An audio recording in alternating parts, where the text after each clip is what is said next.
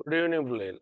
அப்போ நாங்கள் இன்னைக்கு சார்பு ஆர்முடுகளில் தியரியிட லாஸ்ட் பார்ட் அதை பார்க்க போகிறோம். அப்போ சார்பு ஆர்முடுகள்கிட்ட தியரி பார்ட் பார்த்துட்டு நாங்கள் 2000ஆம் வருஷத்துலேருந்து பாஸ்ட் பேப்பர்ஸை பார்க்குறதா இருக்கும். அப்போ தியரி பார்ட் நல்லா விளங்கி இருக்கணும் பிள்ளைகள். பாஸ்ட் பேப்பர்ஸை செய்கிறது, பாஸ்ட் பேப்பர் செய்கிறதோட மட்டும் இல்லை, மாடல் பேப்பர்ஸ் அங்கிட்டு அந்த டேர்ம் எக்ஸாம் பேப்பர்ஸ் அதுகளையும் நாங்கள் செய்ய இருக்கோம். அப்போ அதுக்குரிய டியூட்ஸ் உங்களை வந்து சேரும். டியூட்ஸ் வேணுன்ற பிள்ளைகள் எங்களுக்கு மெசேஜ் ஒன்று போடுது, உங்களுக்கு வீட்டுக்கே அனுப்பி வைக்கப்படும் சார்பு ஆர்முடுகள் சம்பந்தமான வினாக்கள். அப்போ வினாக்கள் உங்களுக்கு வந்து கிடைக்கிற நேரம், அதே நேரம் நாங்கள் அந்த வினாக்களை செய்து காட்டுறதுக்கும் தயாராக இருக்கும். அது நீங்கள் நேரடியாக கிளாஸில் பார்த்து விளங்கிக்கலாம். நீங்களும் ஒரு ட்ரை ஒன்று பண்ணலாம். அதனால நாங்கள் அந்த பாடத்தோட லாஸ்ட் பார்ட், தியரியோட லாஸ்ட் பார்ட், அதை நாங்கள் பார்க்க போவோம். ரைட் பிள்ளைகள், அப்போ நாங்கள் பாடத்துக்கு போவோம்.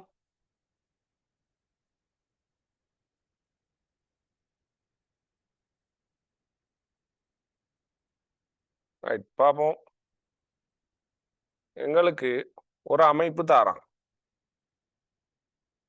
ரைட், எங்களுக்கு வர்ற அமைப்புல ஒரு பிரதானமான ஒரு அமைப்பை பார்க்க போவோம்.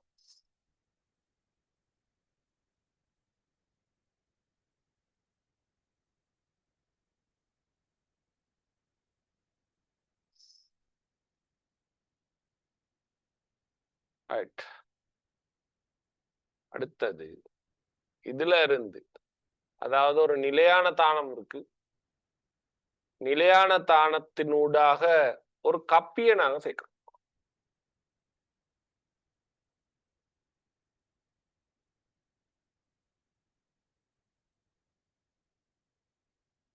ஒரு கப்பியை சேர்க்கிறோம். கப்பியினூடாக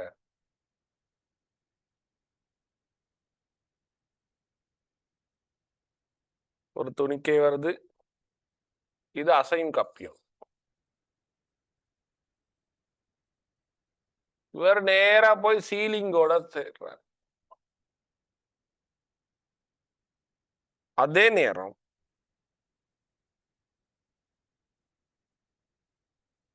இவருட நீளம் இப்படி வருது, இவர் ஒரு துணிக்கை, இது M1, இது M2. அப்ப எங்கட அடுத்த அமைப்பு இவ்வாறு வருகிறது. ஒரே ஒரு இலை தான் பயன்படுது, ஒரே ஒரு இலை தான் பயன்படுது. அந்த இலையினோடு செல்லும்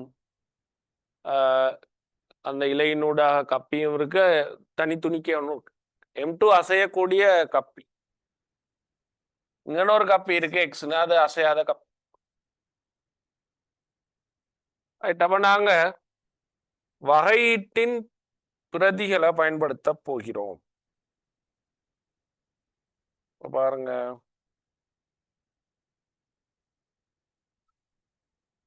கவனிங்க, இவர்ட ஆர்முடுகள் வேற, இவர்ட ஆர்முடுகள் வேற. நாங்க இடப்பெயர்ச்சி அளக்குற நீளத்தை பார்ப்போம். இந்த பாயிண்ட்ல இருந்து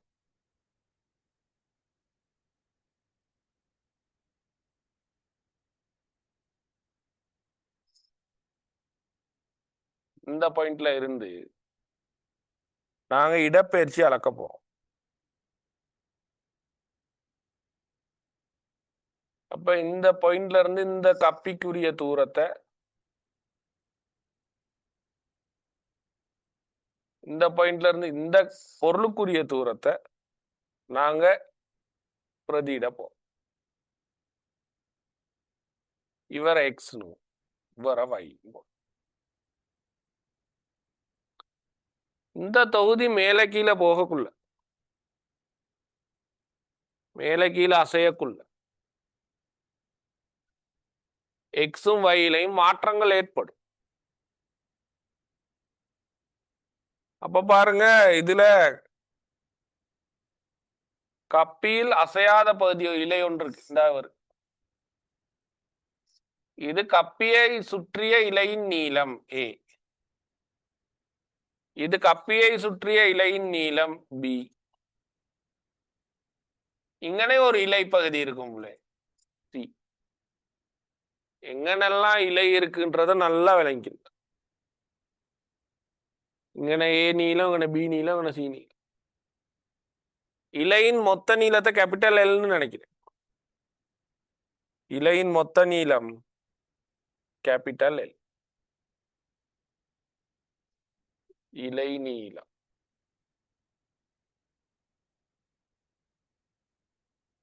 கேபிட்டல் எல் ஆகும். அப்ப இந்த இலை நீளத்தை கொண்டு நான் எழுதக்கூடிய கோவையை பார்ப்போம். பாருங்க பிள்ளைகள், இது எக்ஸ் நீளம், இது எவ்வளோ ஏ நீளம், இது வை நீளம், இதுவும் வை நீளம். அப்ப இலையில வை நீளங்கள் 2 இருக்கு, 2 வை. இந்த நீளம் பி, இந்த நீளம் பி, இந்த நீளம் சி. எனவே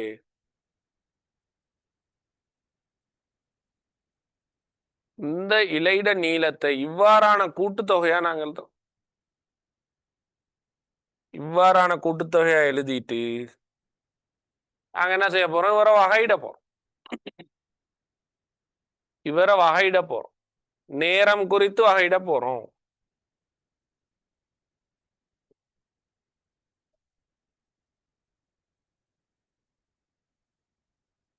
நேரம் குறித்து வகையிட எல்ன்ற ஒரு வகையிட்டா பூச்சியம். ஏன்னா எல் மாற போறது இல்லை. இது ஒன்றும் நீளும் இலையுடைய மீலியல் இலை அல்ல, மீலியல் இலை லேசான நீலா இலை, அது நீச்சி அடையாது. அப்ப அவர்கிட்ட நீளத்துல மாற்றம் வரப்போறது இல்லை. அப்ப அதை வகையிட்டா, மாறாத ஒரு கணியத்தை வகையிட்டா பூச்சியம். எக்ஸ வகையிட்டோம் நேரம் குறித்து, அதுக்கு எக்ஸ் டாட். ஏபிசி மாறிலிகள், அது பூச்சியம். வைய வகையிடுறோம், வை மாறும். பிய வகையிடுறோம், பூச்சியம். சிய வகையிடுறோம், பூச்சியம். பிசி பூச்சியம். அப்ப பிய வகையிட்டாலோ சிய வகையிட்டாலோ ஆன்சர் சைஃபர். இனி நாங்க என்ன செய்யறதுன்னா மீண்டும் நேரம் குறித்து வகையிடுறோம். அப்பதானே ஆர்முடுகளை பத்தி பார்க்கலாம். மீண்டும் நேரம் குறித்து வகையிட போறோம்.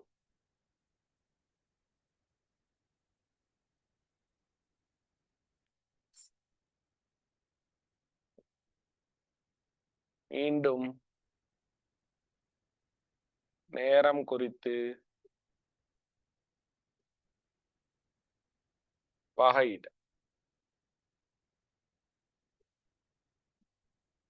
மீண்டும் நேரம் குறித்து வகையிட எங்களுக்கு வரப்போறதுக்கு பாருங்க பிள்ளைகள், பூஜ்ஜியத்தை வகையிட்டா பூஜ்ஜியமே தான். இவரை வகையிட்டா எக்ஸ் டபுள் டாட், இவரை வகையிட்டா 2 y டபுள் டாட். இவ்வாறானதொரு கோவை கிடைக்கும். ஆர்முடுகளுக்கான கோவை இவ்வாறு வரும் பிள்ளை.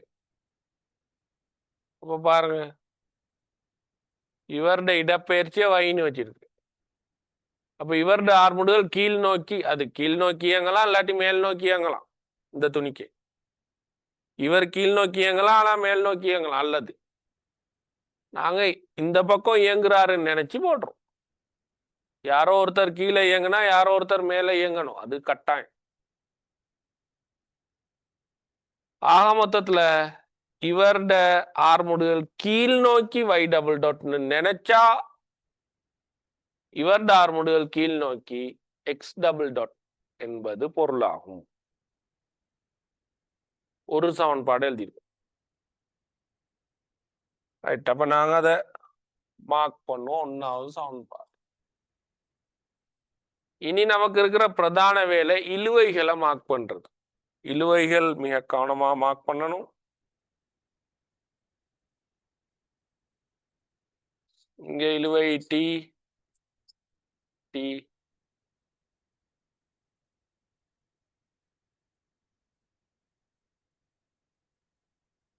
இழுவை ஒன்றை ஒன்று நோக்கியவாறு மார்க் பண்ணணும்.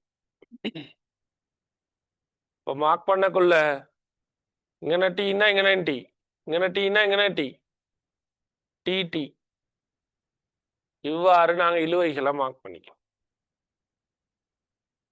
இனி என்ன செய்யறோம்னா இழுவைகளை வேறு பிரிக்கிறோம். துணிக்கைகளுக்கு கப்பிகளுக்கு வேறையா துணிக்கைகளுக்கு வேறையா வேறு பிரிக்கும். இப்போ பாருங்க,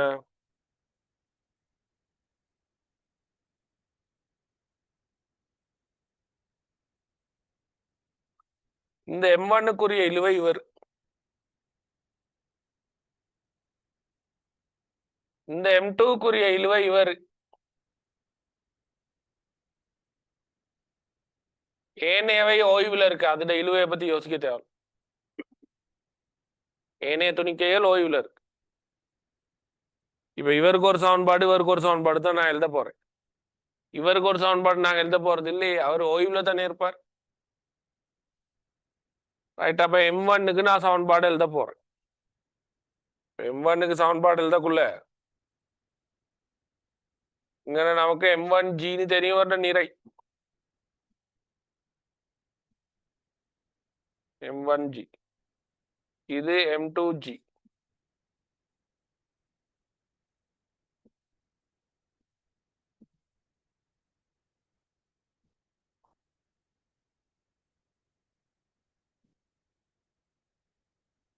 M2G ஆக நாங்க சமன்பாடு எழுதுவோம். ரைட். பாருங்க, M1Gக்கு எழுத போறோம். M1 கீழ் நோக்கி F சமன் MA. பாருங்க பிள்ளைகள், M1G கீழே, T மேல, மிக முக்கியம் கீழே. நான் X அளந்திருக்கிறேன் கீழ் நோக்கி. அப்ப கீழ் நோக்கியே தான் சமன்பாடு எழுதணும். ரைட். அப்ப M1G sin T M1 X double dot. X எங்க இருந்து அளந்தமோ அதே தூரத்துக்கு தான், அதே திசையில தான் சமன்பாடு எழுதணும். அப்ப எங்களுக்கு லேஸ். கேள்விய செய்துக்கிறது கொஞ்சம் லேஸ். X என்ன திசையில அளந்தமோ அதே திசையில தான் சமன்பாடு எழுதணும். Y என்ன திசையில அளந்தமோ Y அளக்குற திசையிலேயே தான் சமன்பாடு. M2க்குரிய சமன்பாடு. அப்ப பாருங்க பிள்ளைகள், Y சமன்பாட்டுக்கு போவோம்.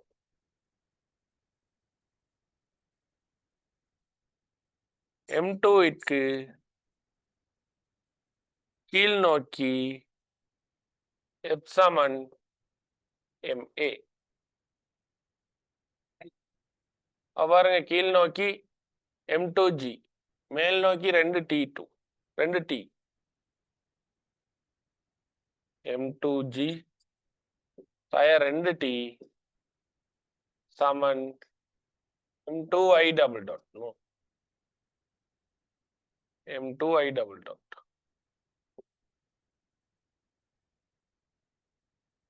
அப்ப M2 ஆர்முடுகள் கீழ் நோக்கி Y டபுள் டாட், இந்த திசையில Y டபுள் டாட். அம்புக்குரிய பாருங்க, திசை அம்புக்குறி ரெண்டு பக்கம் போடுற இல்ல, ஒரு பக்கம். அவ்வாறு நாங்க போட்டுக்கொள்ளலாம். இனி விஷயத்துக்கு போவோம். 3 சமன்பாடு எழுதிட்டோம். 3 சமன்பாடு எழுதிட்டோம்.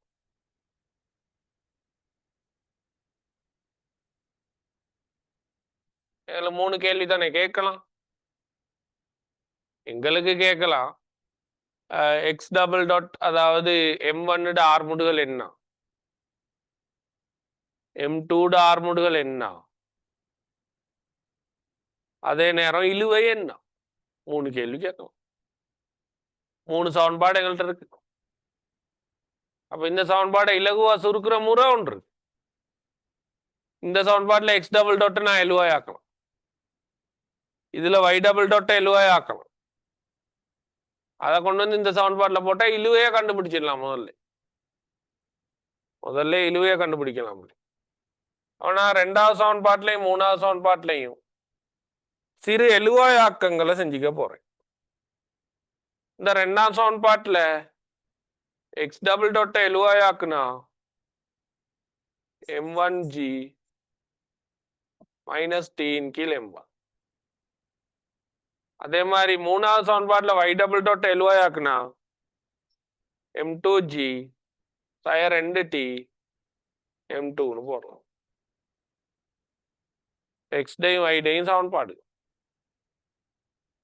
இதை கொண்டு போய் நாங்கள் ஒன்றாவது சமன்பாட்டில் பிரதியிடப்போம்.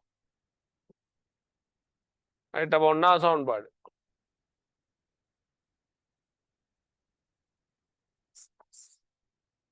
பூஜ்ஜியம் சமன் x double dot 2 y double dot. X double டாட்டுக்கு உங்களோட பிரதியீடு m1g சை t கீழ் m1.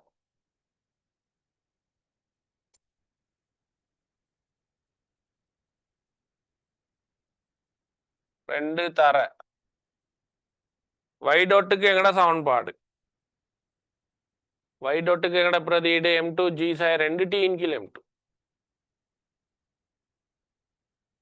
m2g சை 2t கீழ் m2. ஆக இந்த சமன்பாடை சுருக்கணும்னா நாங்க இழுவையை கண்டுபிடித்து விடலாம். அப்ப நாங்க என்ன செய்யறோம்னா போமசி எடுப்போம்.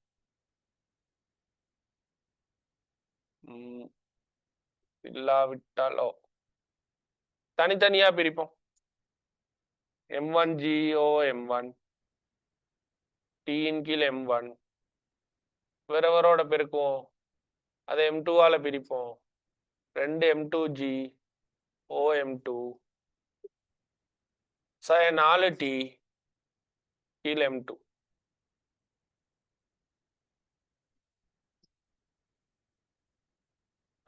கீழ் m2. இந்த ரெண்டு பகுதியில m2 கேன்சல் பண்ணோம். இதுல m1 கேன்சல் பண்ணோம். அப்ப இங்க 2g g ஆக மொத்தத்துல இந்த பக்கம் 3g. ஏனே இந்த ரெண்டு பகுதிகளை இங்கிட்டு கொண்டு வரும். t கீழ் m1 சாக 4t கீழ் m2.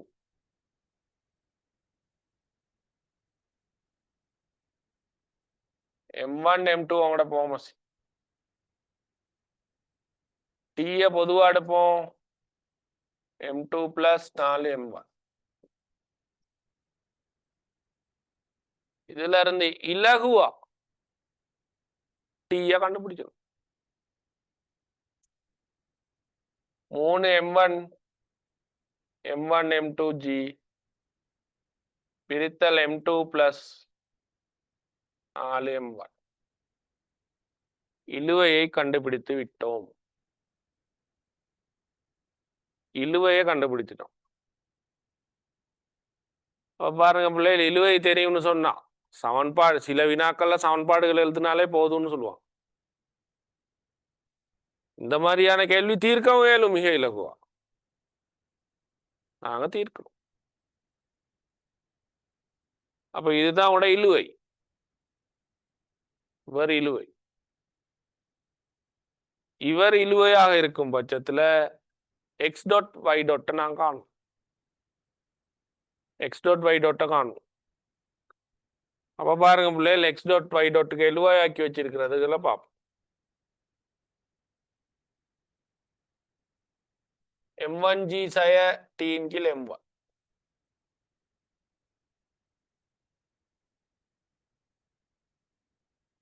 x double dot m1g சய t கீழ் m1. m1g சய t க்கு பதிலா இதை பிரதிட்டுறீங்க. 3 m1 m2g over m2 plus 4 m1 பிரித்தல் m1. நீ வர சுருக்கலாம் பாருங்க. போமசி தொகுதி எண்ல போமசி எடுப்போம். தொகுதி எண்ல போமசி எடுத்தீங்கன்னா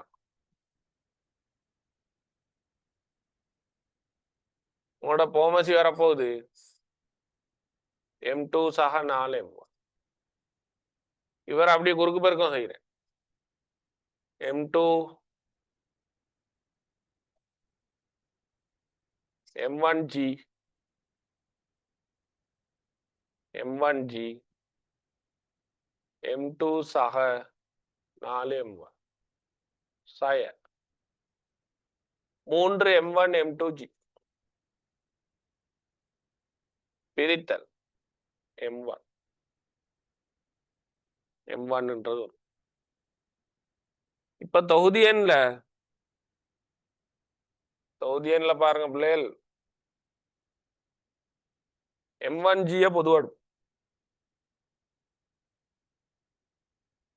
M2 சக 4M1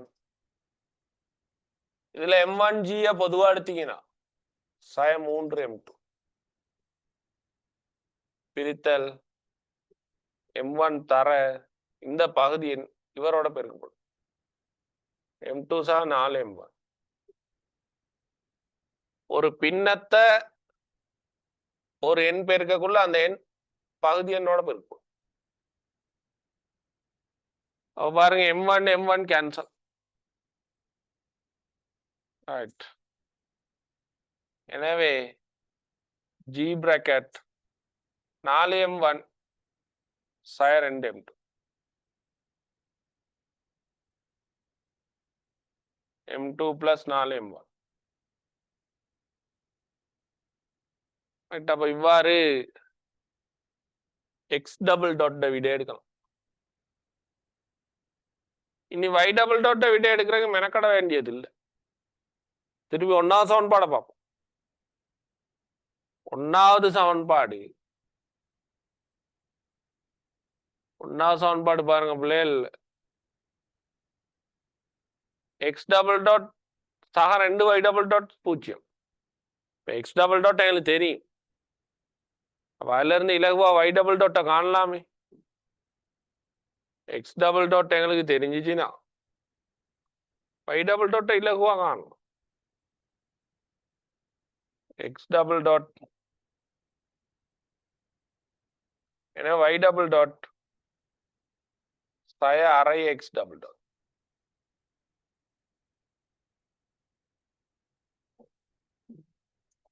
மறை அரை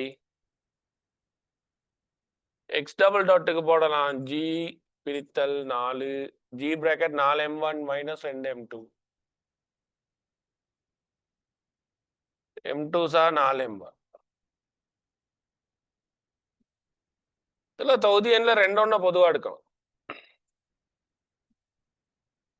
2G 2M1 சய M2 M2 சக 4M1 ரெண்டு கேன்சல் பண்ணும் மறையால இந்த பிராக்கெட்டை பெருக்கி விடுவோம்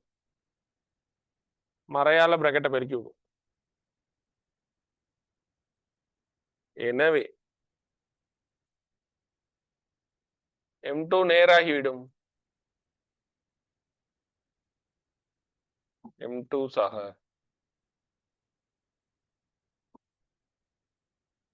இதுதான் அவனோட y டபுள் டாட் இதுதான் y டபுள் டாட் அவ y டபுள் டாட்ன்றவர் இவ்வாறு வந்துருவார் நாங்க 2 திணிவுகளும் கீழ்நோக்கி இயங்குகிறதுன்னு நினைச்சுதான் ஆர்முடுகள் எழுதி இப்ப ஆர்முடுகளோட பருமன்களையும் கண்டுட்டோம் இழுவையையும் கண்டுட்டோம் இனி உங்களுக்கு கேட்கக்கூடிய ஒரு கேள்வி இருக்கு இந்த இதுல யாராவது கீழே போறதா இருந்தா இப்படி சமநிலையை காட்டும் எவ்வாறு வினா வருதுன்னு பார்ப்போம் உங்களுக்கு சொல்றான் பிள்ளைகள் M1 கீழிறங்க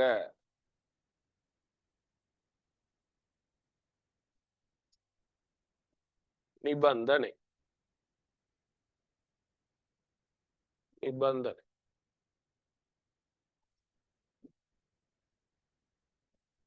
M1 வந்து கட்டாயம் கீழே போகுது அப்ப நாங்க எக்ஸ் டபுள் டாட் பெரிது 0 எடுக்கணும் ஏன்னா நாங்க கீழ் நோக்கி போகுதுன்னே தானே எடுத்திருக்கோம் கீழ் நோக்கி போகுதுன்னே தானே எடுக்கிறோம் அப்ப எக்ஸ் டபுள் டாட் பெரிது 0 அப்ப எக்ஸ் டபுள் டாட் பெரிது பூஜ்ஜியமாக இருந்தால் உங்களோட எக்ஸ் டபுள் டாட் ஆன்சர் இது. எக்ஸ் டபுள் டாட் ஆன்சர் இது. இவர் பெரிது பூஜ்ஜியமா இருக்கணும். அப்பதான் அப்படி இருந்தாதான் M1 கீழே போகும். ரைட். அப்போ நாங்க பார்ப்போம் எக்ஸ் டபுள் டாட் பெரிது பூஜ்ஜியம். எங்களுக்கு வந்திருக்கிற கோவை ஜி சய 4M ஜி பிராக்கெட்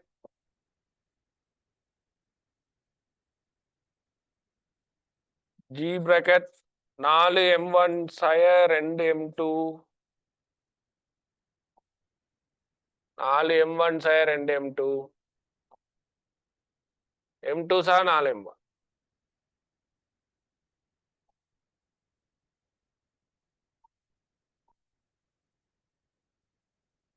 இது பெரிது பூஜ்ஜியம். வினாவிற்கு அடுத்து கேட்கக்கூடிய ஒரு சமநிலை கேள்வி. M1 கீழே இறங்குது அப்படின்னு சொன்னா நிபந்தனை உருவாக்கலாம் பாருங்க. இந்த பகுதி அப்படியே குறுக்கு பெருக்கமாகி இல்லாது போய்விடும். இந்த பகுதி அப்படி போய் பிரிபட்டு இல்லாது போய்விடும். மொத்தத்துல 4M1 சய 2M2 பெரிது பூஜ்ஜியம்.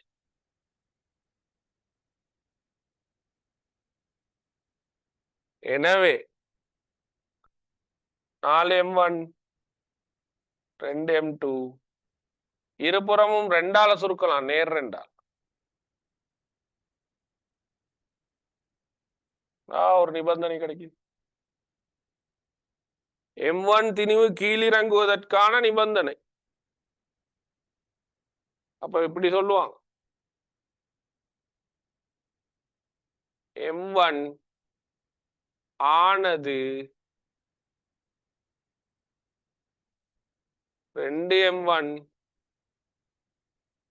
M2 ஆக கீழிறங்கும் என காட்டுக.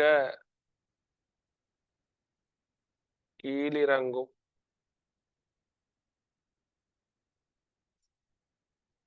கீழிறங்கும்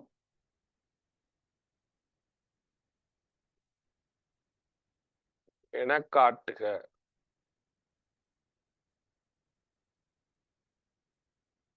இந்த நிபந்தனைக்கு அமைய இவர் கீழே இறங்குறாரா இருந்தா இதை நிறுவ சொல்லுவாங்க. இதை எடுத்தோடனே நிறுவ இயலாதே, பிரதியிடவும் இயலாது. நாங்க எடுத்த கோவையில ஆர்முடுகள் பெரிதல்ல சமன் பூஜ்ஜியம்னு சொல்லி இருந்தா இந்த சமநிலை ஆட்டோமேட்டிக்கா வரும். இதே இது எக்ஸ் டபுள் எக்ஸ் M1 திணிவு மேலேறும் என காட்டுகன்னு சொல்லியிருந்தா அதை இந்த இடத்துல கொஞ்சம் விளங்கிடுவோம்.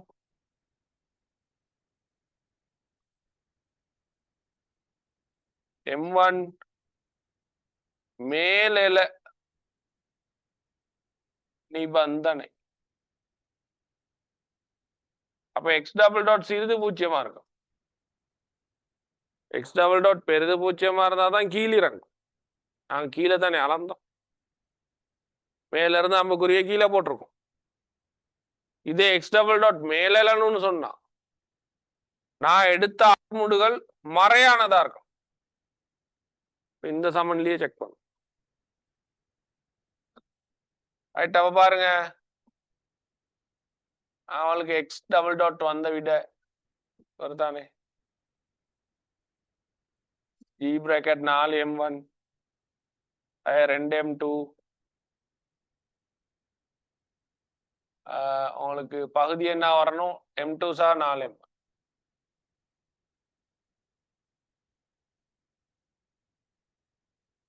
இவர் சிறிது பூச்சி. இவர் வளமை போல் குறுக்கு பெருக்கம் ஆகுவாரு. இவர் ஜி போய் பிரிபடுவாரு.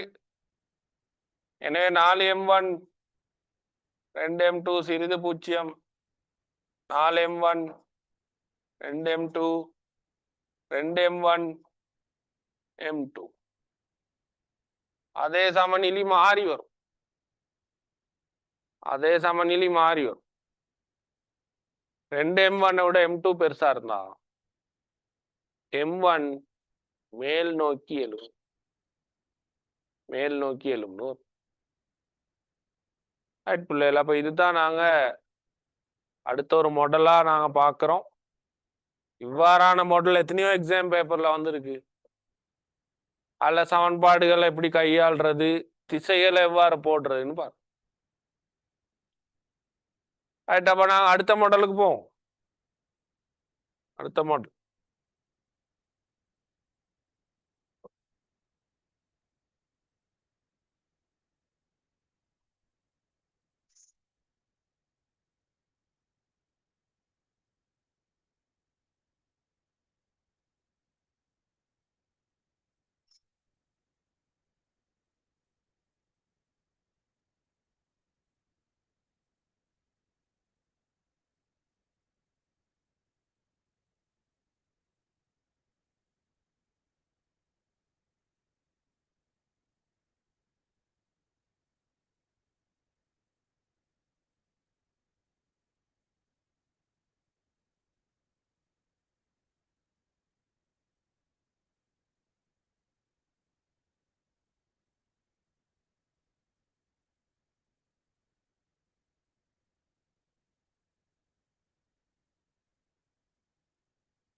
நிலையான 2 கப்பிகள் இருக்கு. இதோட நேர்கோடு ஒன்று போகுது.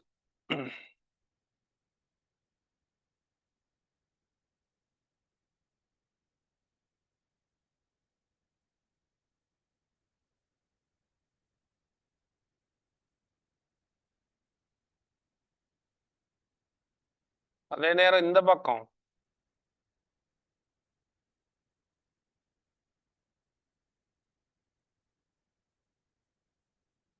இந்த பக்கம்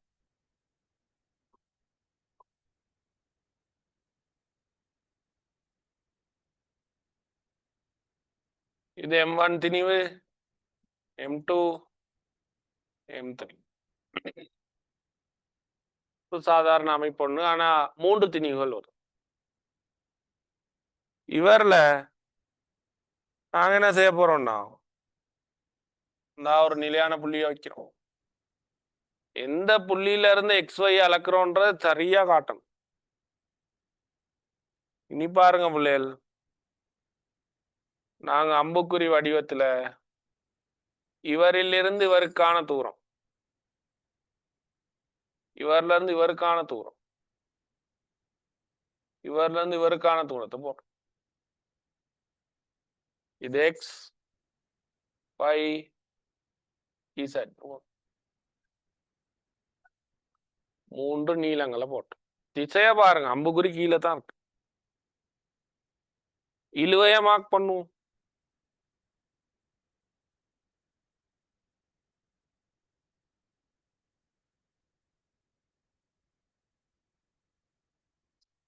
இங்கே ஒரு T, இங்கே ஒரு T, T, இங்கே ஒரு T,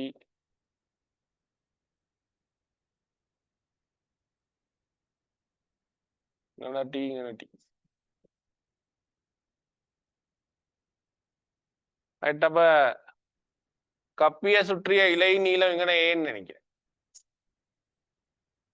கப்பியை சுற்றிய இங்கே இலை நீளம் B, இங்கே கப்பியை சுற்றிய நீளம் C. ஆக மொத்தத்துல இலையின் நீளம் L வைப்போம். இலை நீளம் L என்க.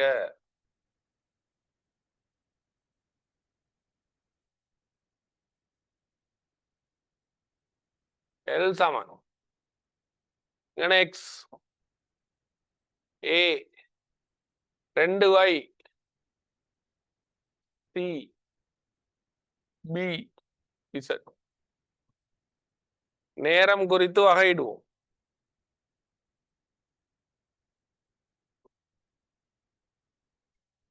நேரம் குறித்து வகையிட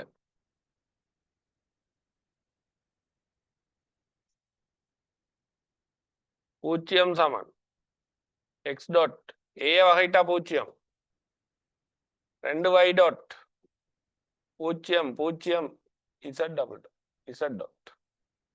ஆக மொத்தத்துல X dot 2Y dot Z dot இவ்வாறு ஒரு சமன்பாடு வந்துச்சு.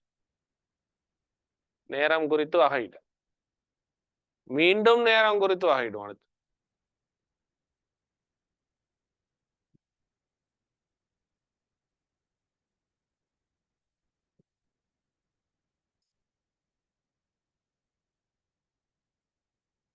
மீண்டும் நேரம் குறித்து வகையிட.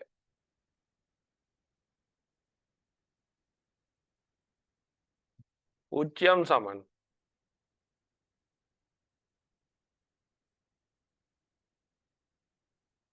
இதுதான் உங்களோட ஒன்னாவது சமன்பாடு.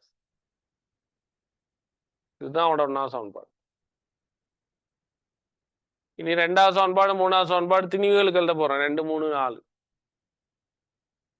லேட் பண்ணாம ஸ்டார்ட் பண்ணுவோம். M1க்கு எழுத போறேன். M1க்கு இந்த பக்கம் M1G, M1க்கு கீழ் நோக்கி, M1க்கு கீழ் நோக்கி பார்த்தீங்கன்னா M1G T M1X double dot. அதாவது M1க்கு F சமன் MA போடுறோம்.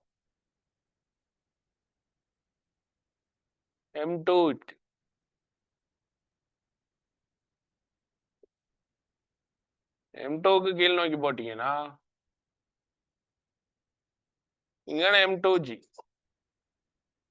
மேல் நோக்கி 2T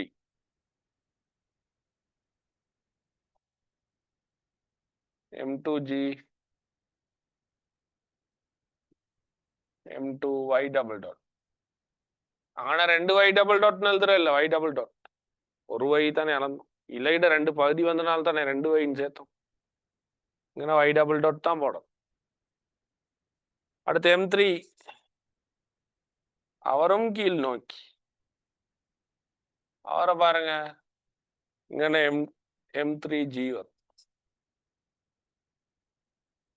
இவர் T அதே நேரம் கீழ் நோக்கிய சமன்பாடு M3G T M3G T M3 Z double dot. முதலாவது கோவையில் X டபுள் டாட் எழுவாய் ஆக்கி, அடுத்தது இது உங்க ரெண்டாவது சமன்பாடு. மூன்றாவது சமன்பாட்டில் Y டபுள் டாட் எழுவாய் ஆக்கி, நாலாவது சமன்பாட்டில் Z டபுள் டாட் எழுவாய் ஆக்கி, அதுகள் எந்த சமன்பாட்டில் முதல் வினால மாதிரி பிரதிட்டா இழுவையை இலகுவா கண்டுபிடிச்சிடும். இலகுவா இழுவையை கண்டுபிடிக்கும். பிறகு இழுவையை பிரதிட்டு தனித்தனியா அவருக்கு பிரதிட்டீங்கன்னா X double dot Y double dot Z double dot கண்டுபிடிக்கும். இந்த வடிவத்துல எக்ஸாமுக்கு வந்திருக்கு.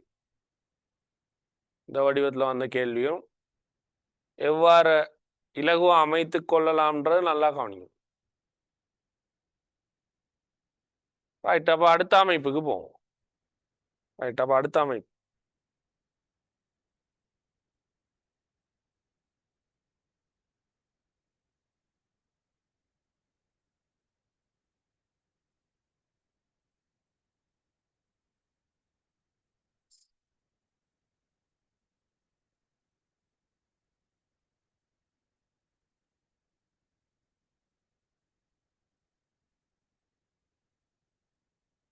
அடுத்த அமைப்புல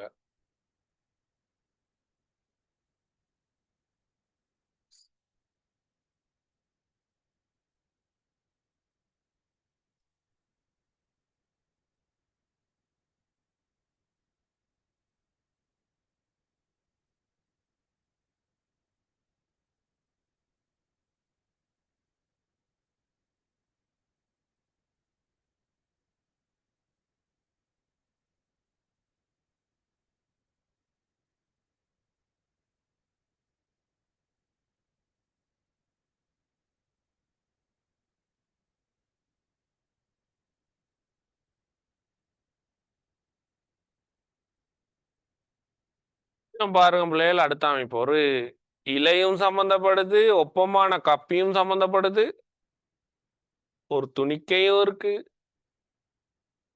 ஆப் ஒன்றும் இருக்கு.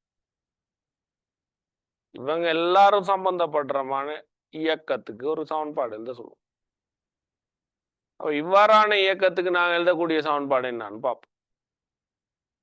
அப்ப இதுல சில பெறுமதிகள் நமக்கு தேவை.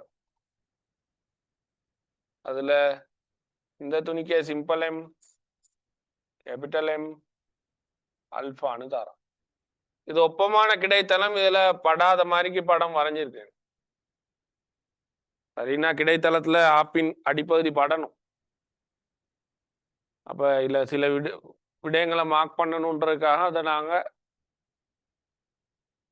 வந்து இது கொஞ்சம் இடைவெளி விட்ட மாதிரி வரைங்க. எக்ஸாம் பேப்பர் தரைக்கும் ஆப்பின் தாழ்ந்த புள்ளிக்கும் இடையில, அதாவது பிளாட் அந்த அதுக்கு இடையில ஒரு சின்ன இடைவெளி. இனி விசைகளை மார்க் பண்ணிட்டு போவோம். விசைகளை மார்க் பண்ணக்குள்ள கண்டிப்பா அம்புக்குறியோட தான் மார்க் பண்ணணும். மார்க் பண்ணுவோம். இவரால் இவருக்கு கிடைக்கிற மறுத்தாக்கம் இது. அதை வேற ஒரு கலர்ல போடும்.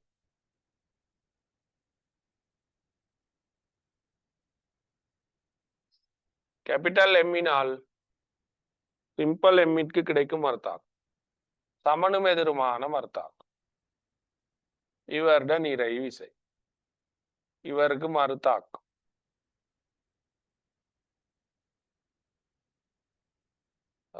அதே நேரம் இங்கன இழுவை, இங்கன இழுவை, இங்கன இழுவை, இங்கன இழுவை. ரைட். அப்ப பாருங்க,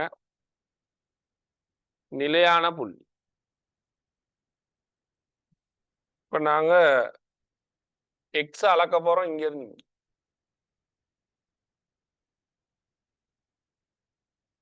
y அளக்க போறோம். இங்க இருந்து இங்க. இவர் எக்ஸ் ஒய்.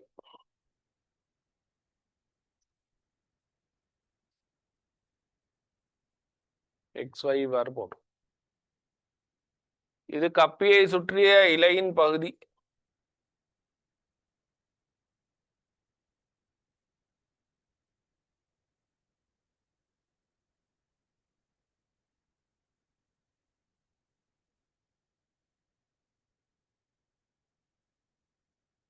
அது இவங்களை கொண்டு ஒரு சமன்பாடு உருவாக்கிடும். இவங்களை கொண்டு ஒரு சமன்பாடு.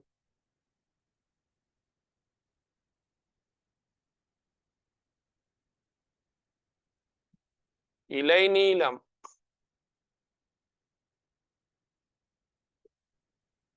எல் என்க.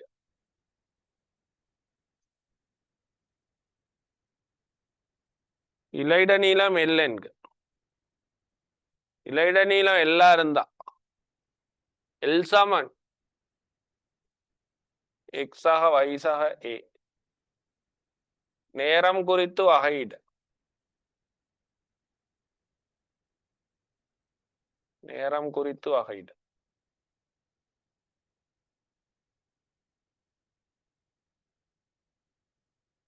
பூஜ்ஜியம் சமன் எக்ஸ் டாட் ஒய் டாட்.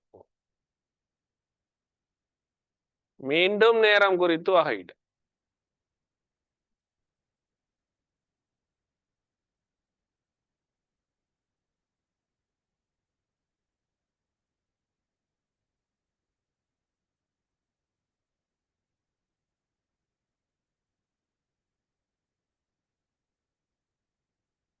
மீண்டும் நேரம் குறித்து வகையிட. உங்களுக்கு வரப்போறது பிள்ளைகள் பூஜ்ஜியம் சமன் எக்ஸ் டபுள் டாட் நூறு.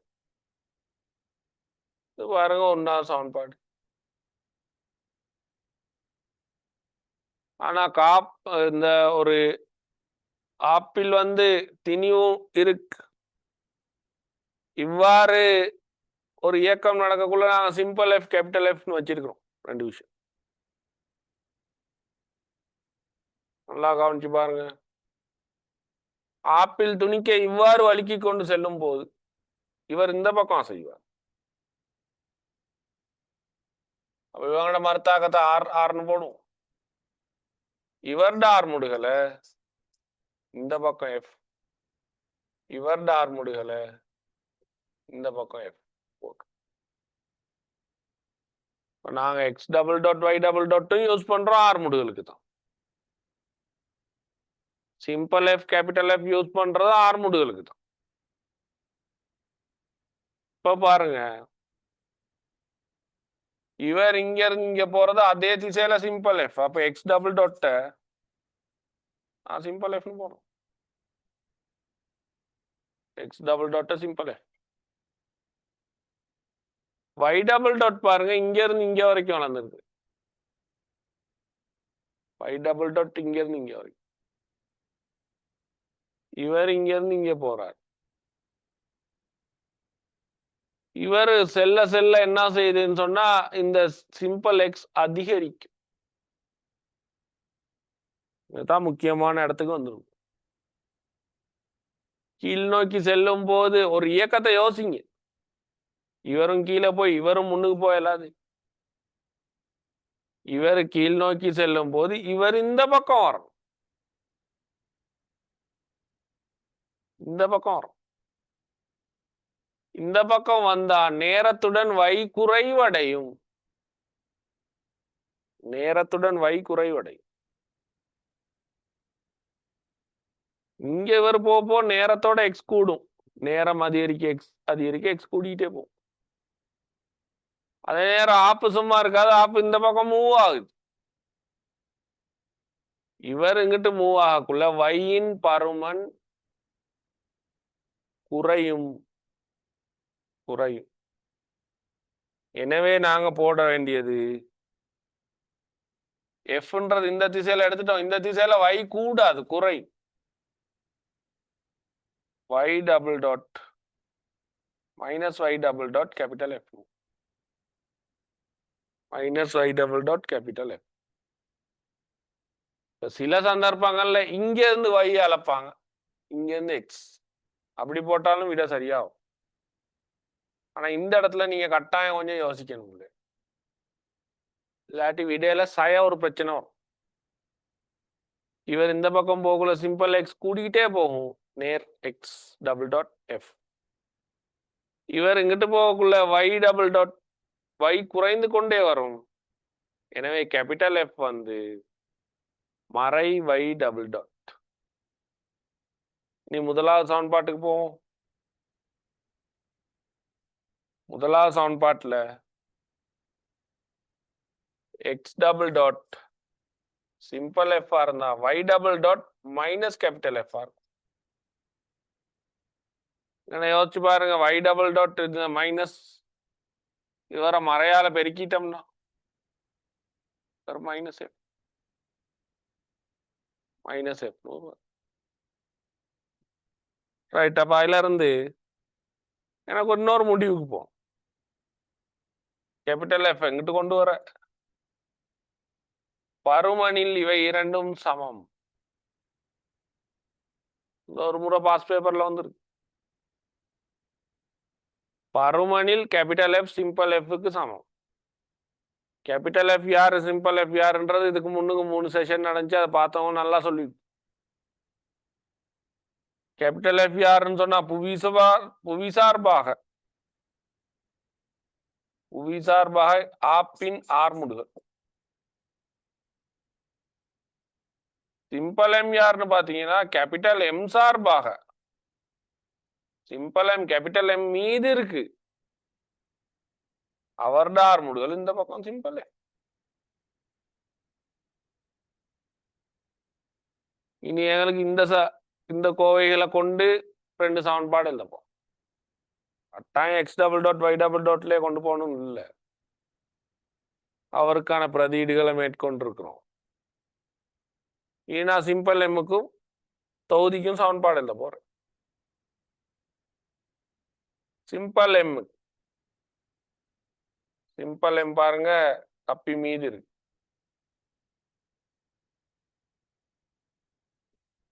கேபிட்டல் எம் இவர் ஆல்பா, இவர் ஆல்பா.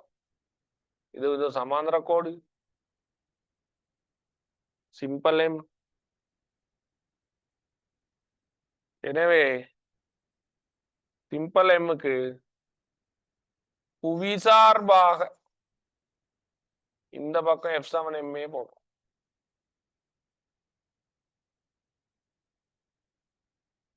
போட போறோம். எனவே mg sin alpha இந்த பக்கம் நிறைவு செய்த கூறு mg sin alpha sin t சமன் m இந்த பக்கம் பாருங்க அவருடைய ஆர்முடுகள் இவருக்கு இந்த பக்கம் சிம்பிள் f கிட்டு கேபிட்டல் f வேற அப்படியே எக்ஸ்டெண்ட் பண்ணா இது ஆல்பா வேற ஆல்பானா ஒரு ஆல்பா. எனவே இந்த திசையில் ஆர்முடுகள் கேட்டிருக்கான். Simple F minus capital F cos alpha. இவ்வாறு நான் போடலாம். யாருக்குன்னு பார்த்தீங்கன்னா எக்ஸ் சரி சிம்பிள் எம்ட இயக்க திசையிலான சமன்பாடு. மர்த்தாக்கம் வராது, ஏன்னா மர்த்தாக்கம் இயக்கத்துக்கு செங்குத்தார். அடுத்தது போடலாம் பாருங்க தொகுதிக்கு. தொகுதிக்கு இந்த திசையில தொகுதிக்கு இந்த திசையில போடக்குள்ள தொகுதி அவதானிச்சுட்டு வரும். இதுதான் முல்லையிலோட தொகுதி. இதுல இவங்களை இழுவையா மார்க் பண்ணும்.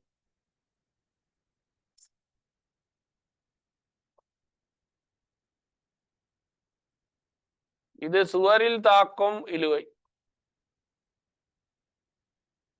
இது அவ்வளவும் தொகுதியில் தாக்கும் விசைகள்.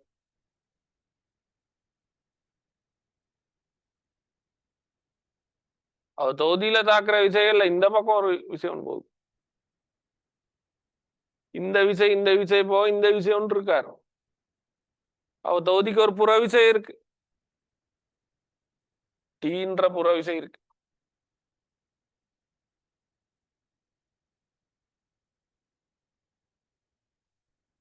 அப்ப தொகுதிக்கு இந்த திசையில டி. கேபிட்டல் எம் ஆப்பின் ஆர்முடுகள் இந்த திசையிலே இருக்கு. சிம்பிள் எம்முக்கு நான் இந்த திசையில சமன்பாடை பிரிக்கணும், கூறு பிரிக்கணும். இவர் ஆல்பானா இவர் ஆல்பா, இந்த திசையில பிரிக்கணும். Capital F simple F cos alpha.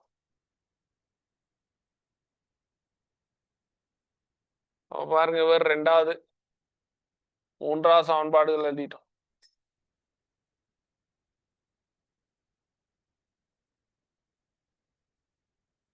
ரெண்டையும் மூன்றையும் கூட்டுவோம். எனவே mg sin alpha வரும். டி இல்லாது போய்விடும். டி இல்லாது போய்விடும். Capital mf simple m bracket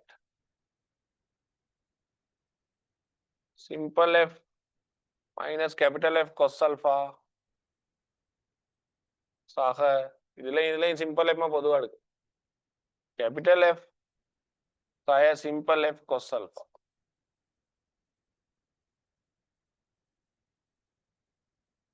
ஆனால் நமக்கு தெரியும் கேபிட்டல் எஃப் சமன் சிம்பிள் எஃப். இப்படி ஒரு நிறுவி வச்சிருக்கோம்,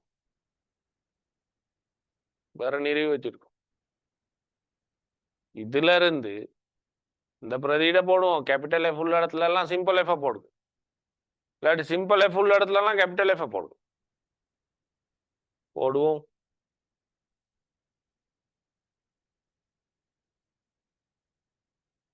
அப்ப பாருங்க mg sin alpha.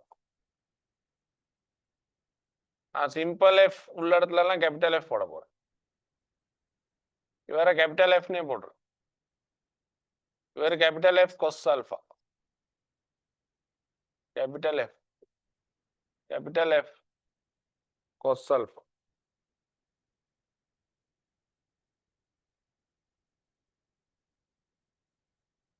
ஆக இவரு சாயல இருக்கான்.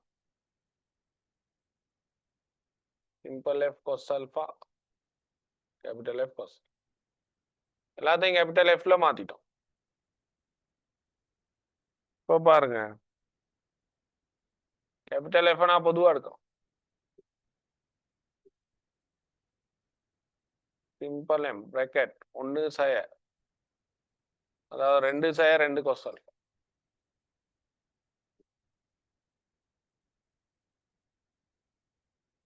Simple mg sin alpha. எனவே capital F simple mg sin alpha பிரித்தல் கேபிட்டல் எம் சக 2 பொதுவா எடுங்க. 2 சிம்பிள் எம் பொதுவா எடுங்க.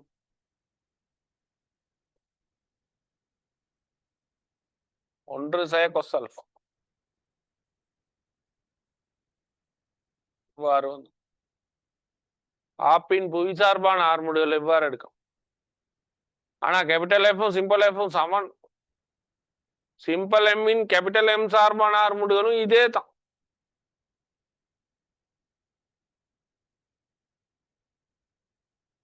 சிம்பிள் எஃப் பருமனு இவரே தான்.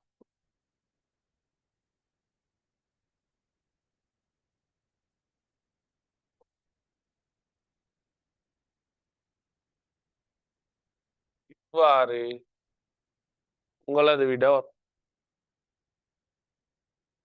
பாருங்க பிள்ளைகள், இந்த பிரயோகத்தையும் நன்கு விளங்கி கொள்ள வேண்டும். அப்ப தியரிய நல்லா நீட்டா எழுதிக்கிறீங்க. வரக்கூடிய கேசஸ் எழுதியிருக்கும். நீ பாஸ் பேப்பர் கொடுத்த கேள்வி அப்படியே வராது.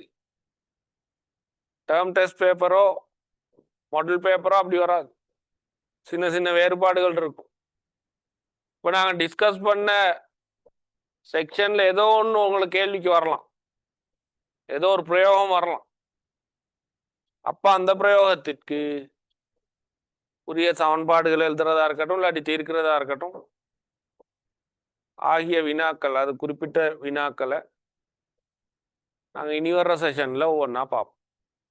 அப்போ நோட்ஸை கிளீனாக எழுதிக்கிறீங்க பிள்ளைகள். நோட்ஸை கிளீனாக எழுதிக்கிட்டீங்கன்னா அங்கிட்ட எந்த கேள்வி வேணாலும் நாங்கள் செய்யலாம். நாளையிலேருந்து இது சம்மந்தமான கேள்விகளோட டிஸ்கஷனை நாங்கள் செய்யப்போம். டிஸ்கஷனை செய்யப்போம். அப்போ இந்த டிஸ்கஷன் செய்கிறதோட புதிய ஒரு பாடமும் நாங்கள் அடுத்து ஸ்டார்ட் பண்ண இருக்கிறோம். ரைட். அப்போ அந்த பாடத்தை நான் என்ன பாடம்ன்ற குரூப்பில் போடுறேன். அதே நேரம் கூடிய விரைவில் ஸ்டடி பேக் செய்தும் குரூப்பில் போட இருக்கோம். குறிப்பிட்ட பாடங்களோட ஸ்டடி பேக்ஸ் நீங்கள் எடுத்து படிக்கணும். எக்ஸாமுக்கு பெரிய உதவியாக இருக்கும். ரைட் பிள்ளைகள், அப்போ தியரி பாட்டு இதோட முடிக்கிறோம். இனி உங்களுக்கு வினாக்கள் பாஸ் பேப்பர் செய்து காட்டப்படும். எவ்வாறு சமன்பாடு போடுறது, எங்கன்னா திசையை எப்படி கவனிக்கணும், அது எல்லாத்தையும் பார்க்கப்போம்.